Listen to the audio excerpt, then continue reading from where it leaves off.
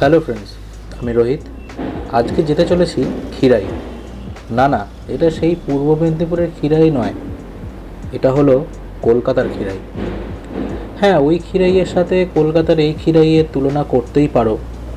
বলতে পারো যে কোথায় সেই চন্দ্রমল্লিকার বাগান বা গ্যাদার চাষ। কিন্তু কলকাতার কাছাকাছি এত সুন্দর চাষের বন, শস্যের ক্ষেত পাবে কি সহজে কোথাও? আমার মনে হয় না। তাহলে চলো নিয়ে যাই তোমাদের সেই জায়গায়।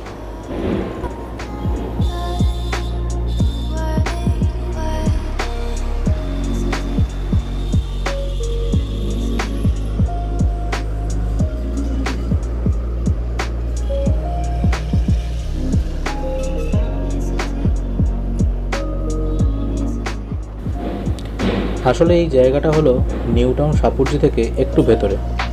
আমরা যারা বাইক নিয়ে নতুন নতুন জায়গা এক্সপ্লোর করতে ভালোবাসি তাদের জন্য কিন্তু দারুণ অপশন।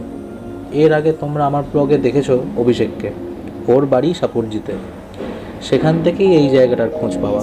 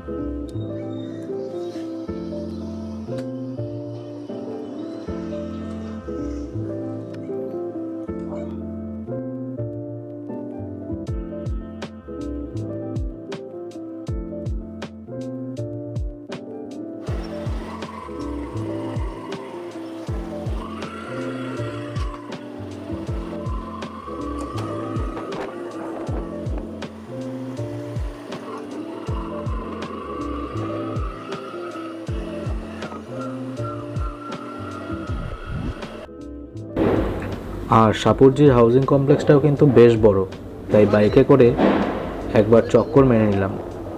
খেলার মাঠ থেকে শুরু করে মন্দির, কমিউনিটি হল সব কিছুই আছে এখানে।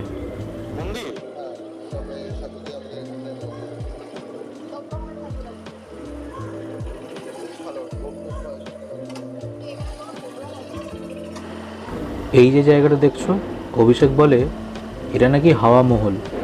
বিকেলবেলা বসে আড্ডা মারার জন্য দারুণ জায়গা।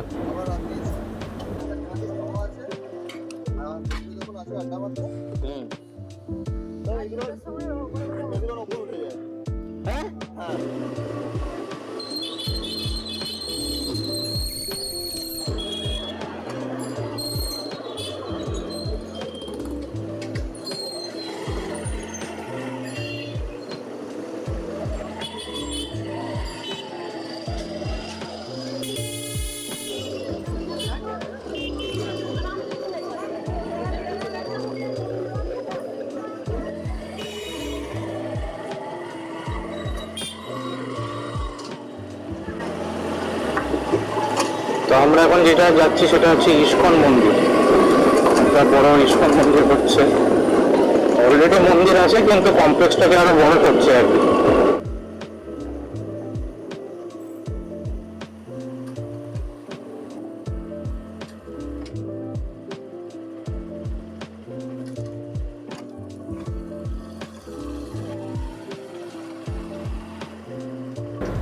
তো আমরা আমাদের প্রথম লোকেশনে চলে এলাম, ইস্কন মন্দির।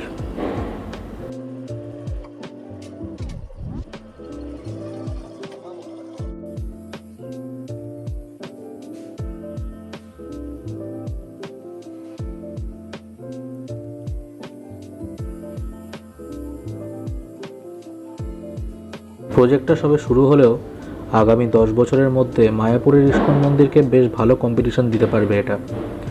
যে পরিমাণ জমি নিয়ে এই প্রজেক্টটা হচ্ছে, সব রকমের সুযোগ সুবিধা নিয়ে বেশ ভালো একটা ট্যুরিস্ট স্পট হতে চলেছে এটা। ডিসক্রিপশন সেকশানে প্রপার লোকেশনটা শেয়ার করলাম, চলে এসো একদিন। তো আমাদের ইস্কন মন্দির ঘোরা কমপ্লিট। এবার একটা অন্য জায়গায় যাচ্ছি, কোথায় যাচ্ছি আমি জানি না, অভিষেক জানে। আর খুব সুন্দর লাগলো মন্দিরটা।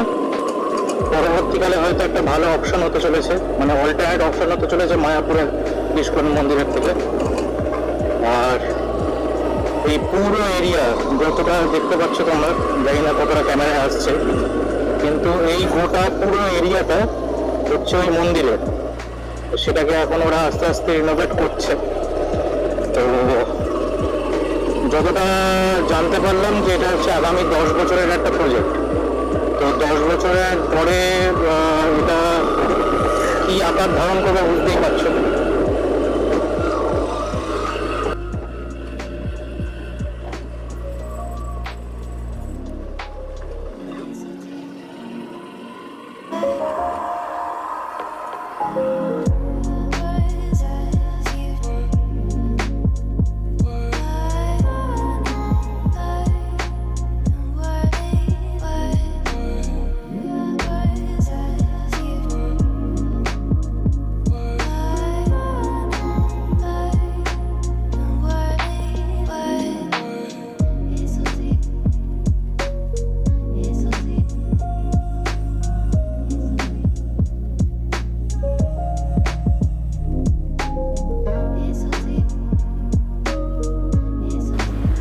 আর দেখতে দেখতে চলে এলাম সেই সুন্দর সর্ষের ক্ষেতে।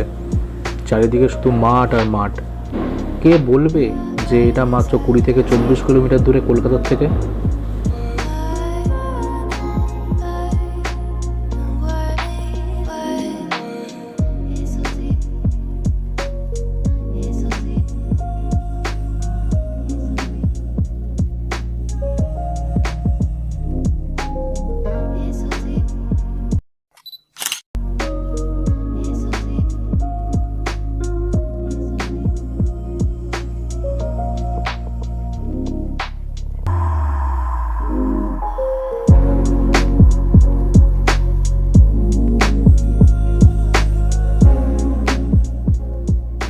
হ্যাঁ, নেগেটিভ পয়েন্ট খালি ওই একটাই, রাস্তার অবস্থা খুবই খারাপ। আসলে এই বালি আর স্টোন চিপগুলোর জন্য বাইকের চাকা খুব স্কিড করছে।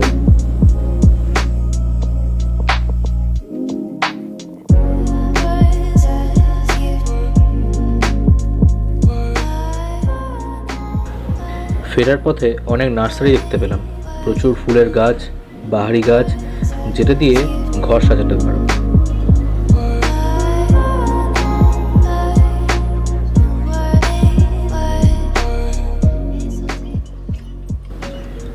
এবার ফেরার পালা। অভিষেককে টাটা করে রওনা দিলাম।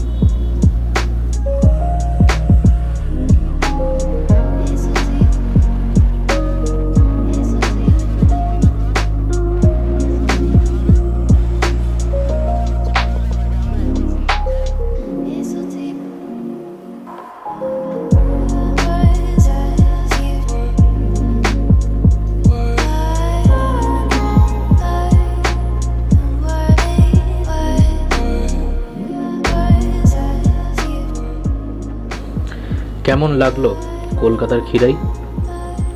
কমেন্ট করে জানিও কিন্তু। ভালো লাগলে একটা লাইক দিও, ওটাই আমার মোটিভেশন। পরের ব্লগে দেখা হচ্ছে।